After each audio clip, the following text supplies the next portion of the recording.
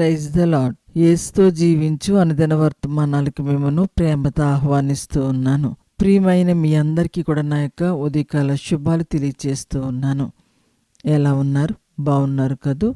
మననుదిన వాక్య ధ్యానములు 16వ కీర్తన 3-4 వచనములు. నేనిలాగందును, భూమి మీదనున్న భక్తులే శ్రేష్ఠులు, వారు నాకు కేవలము ఇష్టలు.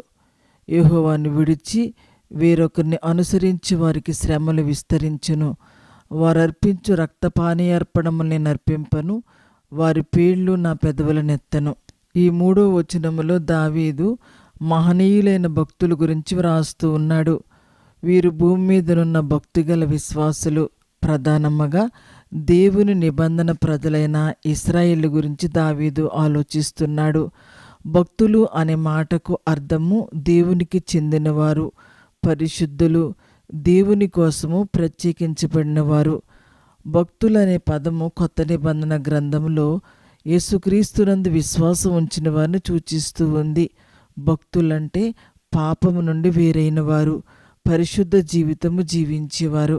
ఈ విధముగా ఉండటము ప్రభువైన యేసుక్రీస్తు వారిలో విశ్వాసం ఉంచటం ద్వారా, పరిశుద్ధాత్మ శక్తి ద్వారా మనకు సాధ్యమవుతుంది. ప్రియభక్తులు అని అనుకుంటున్నటువంటి మీరు ఏ విధంగా జీవిస్తున్నారు ఒక్కసారి ఆలోచించండి.